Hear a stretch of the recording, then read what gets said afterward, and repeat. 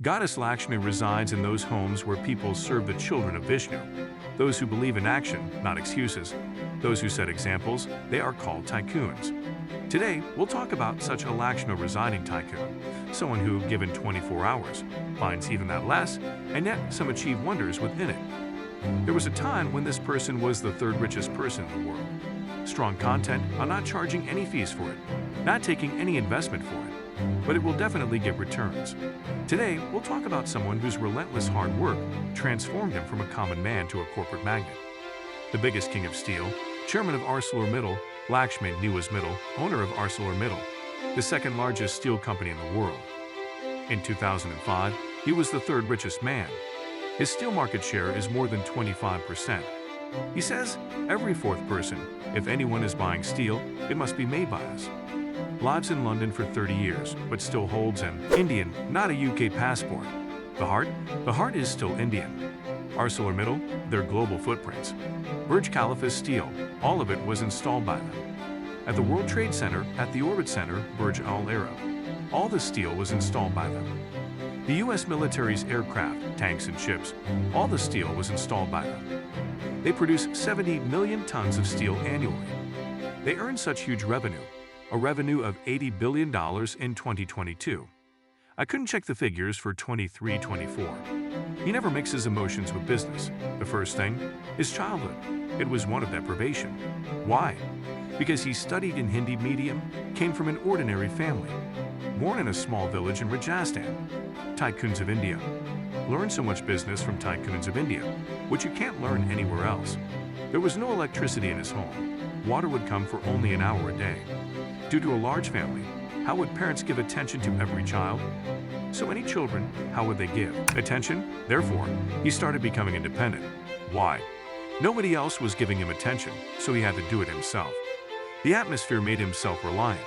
Due to lack of facilities and opportunities, his father shifted to Kolkata. Due to lack of money, 9 people lived in a one-room flat. Imagine 9 people in a one-room flat. We're talking about those times when houses used to be big, haveless. At that time, 9 people in one room. He got his education in the cheapest, most affordable Hindi medium school. Middle topped in 12th grade. Got admission to almost all colleges, but Street Saviors College didn't take him. I also studied at the same Street Saviors School, the same group, the same Street Saviors College. English was very important there, and they refused. The principal said, no, we won't give you admission. Your English isn't good, you won't be able to cope with college, you'll keep failing. With his little pocket money, Mittal started buying English newspapers. At that time, who used to read English newspapers? He would read English newspapers, learn 10 new words every day, and then go sit outside the principal's office and try to impress him using those 10 words. Requested every day, requested every day, requested every day. Then he would come back having learned 20 new words. Then speak to the principal, impress him with those 20 English words. The language was weak, but the determination was strong. The matter of admission, when he persisted for 2 months, the principal relented and gave him admission. He said, but I'll keep an eye on you. Lakshmi knew was, I'll keep a close watch. The principal kept an eye. What did he do? He would go to college from 6 a.m. to 10 a.m., reach his father's office by 10:30 a.m., learn business till 7 p.m., do business with him. The same routine every day. What routine? Sleep, study, work, study. Because after coming home, he would study again. Sleep, study, went to college, then work, then came home and studied. So sleep, study, work, study. He kept doing this. Finally, after 3 years, the result came. Top Calcutta University in Commerce. Days are equal for everyone, but some days, some people change their days, and that's what happened. After the results, the principal came to his own house, and apologized. At the age of 19, he was even offered a job as an assistant professor in the same Street Saviors College. Come and teach English and accountancy to the children. Teach accountancy, teach English. Life came full circle. He used to make rounds.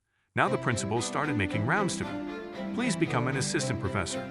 But he politely declined the job with folded hands and joined his father's steel mill full-time.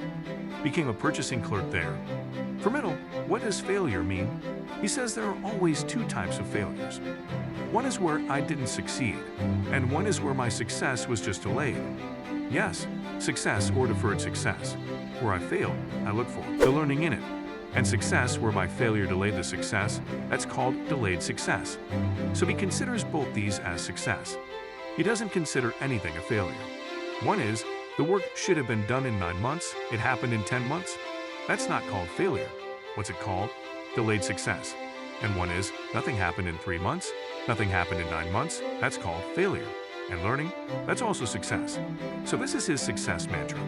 The special thing about tycoons of India. What is it? Before telling you all the special things, the special thing for you is, set your alarm for 8 a.m. every day, because a lazy Sunday will now become a learning Sunday. Tycoons of India, in 52 weeks, I will give you the detailed strategies of 52 tycoons. I will give you well-researched strategies, the brilliance behind billions, those brilliant people who earn billions.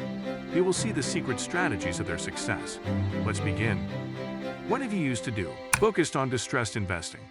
Whatever is getting ruined, how do I revive it? Rescue it from ruin and make it flourish. What is Mittal called today?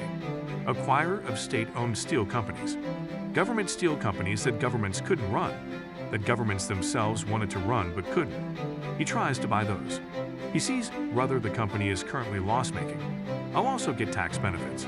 Because when I book it, I won't have to pay tax to the government. For this, he created a team. This team is called the M&A, Mergers and Acquisitions team.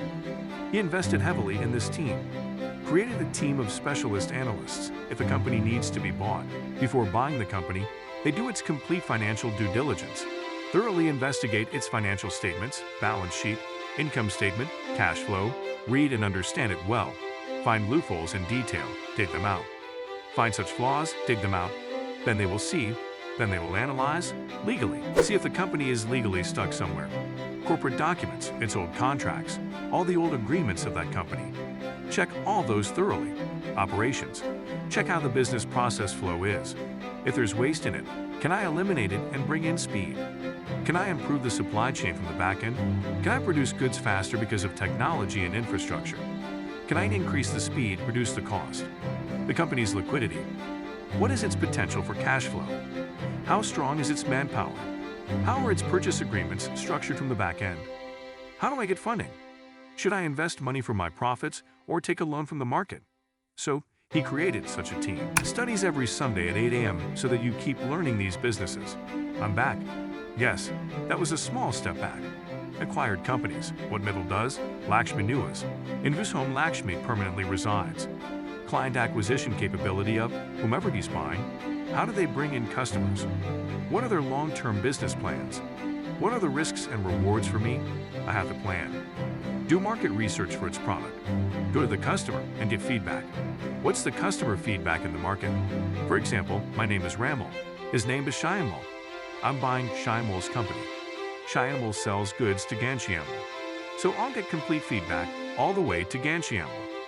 Find out what unique item the target company has that I don't have, so that I can include it with me in my portfolio. So that I become doubly big. See how their M and a team, Mergers and Acquisitions team, handles the deal, the execution, end-to-end, how carefully.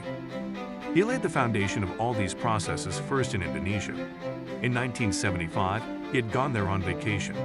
He also had to go to Thailand from Indonesia, Vietnam, Singapore, had to go to different countries, meaning he had planned to visit several countries, but he didn't go there. As soon as he reached Indonesia, he turned his Indonesia vacation into vacane. Vacane? I don't know if such a word exists. He got into work there, vacane. Turned vacation into workation. What did he do? He saw, in India, there are major approvals. License Raj is going on. The situation in India in 1975 was so bad. Regulatory approvals, the government won't give approvals, and you'll face difficulties in exports, difficulties in imports, difficulties in opening a plant, difficulties in getting licenses, difficulties in this, difficulties in that. Manpower, at that time, Mazdoor Union Zindabad. A made of action movies used to come out, Mazdoor Union Zindabad, Mazdoor Union Zindabad. If something happens, laborers would go on strike. He saw it in Indonesia, no such issues, no restrictions, very business-friendly. That's where Mittal Steel started.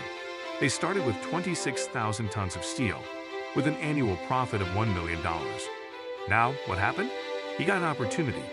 Trinidad and Tobago, a small country. They had government operations there. A company called ISCOTT. Iron and Steel Company of Trinidad and Tobago. Yes, ICOTT, meaning Iron and Steel Company of Trinidad and Tobago. It was a small country, the company was incurring heavy losses. He cracked this company's deal differently. Instead of investing fully, he took the company on a lease and buyback model, a delayed model, and said, "Your company is currently making a loss of $10 million monthly. I could give you a profit of $10 million monthly. How can I bring lucrativeness in a loss? How can I make it lucrative?" This is called a turnaround. Before understanding turnaround, he's created an entire team. He doesn't do anything based on guesswork. Just stand here, you'll succeed there. Now I'm motivated. It was a motivational speaker's video. We should also buy. We should buy. We should buy. If you do this, will you become Vijay Mallya? He became Vijay Mallya. He used to buy like this. He doesn't buy like this. He evaluates. Underlying potential, he checks. Financial assistance, he checks. If I have to replace the manpower, how much difficulty can it cause? He checks. The loans. From which companies? This Trinidad and Tobago. The company I'm buying. How much loan has it taken from where? After checking all these things, and then his goodwill started growing so much goodwill started growing in the market. But after that, if anyone wanted to sell their failing company for bidding, all the people around the world started taking his name. There's only one man, Lakshmi Mittal, Lakshmi Mittal, Lakshmi Mittal, Lakshmi Mittal, Lakshmi Mittal. Went to Mexico, bought there. Went to Germany, bought there. Central Asia, Middle Asia, Algeria, Poland, Romania, Czech Republic, South Africa, France. This is no joke. He had only one rule. I'll open my own plant. It will take many years. Life is short. Setting up so many plants for years is not right for me. Whichever company is failing, how do I revive it? I create a team. So what he did, instead of creating different teams for opening plants, he created a team at his head office for turning around plants. Meaning, instead of creating teams around the world, I created a team in my office, and that became their template of expansion. Meaning that became their pattern of expansion. Meaning that became their regular way of expanding. Their pattern was built.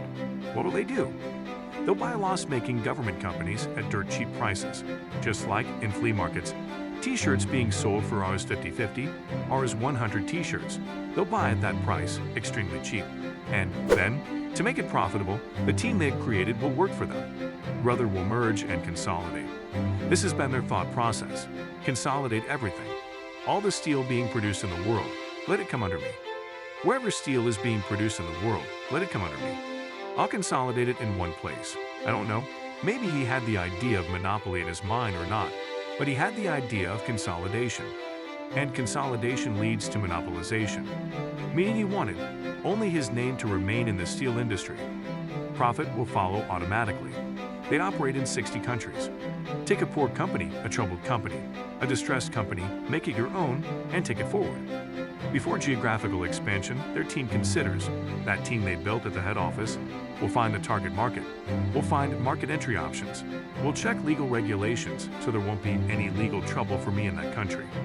They will check the necessary permits, what are the licenses of that country, I said, instead of building it in every country. In the country where they are based, London, they built a team at the head office which will check. If I buy a Japanese company, what are the cultural nuances there? How do those people work? Who is the local talent there? Is it available to me or not? This brought merit to their work. Economies of scale happened. When they started producing so much, their cost per unit automatically started decreasing.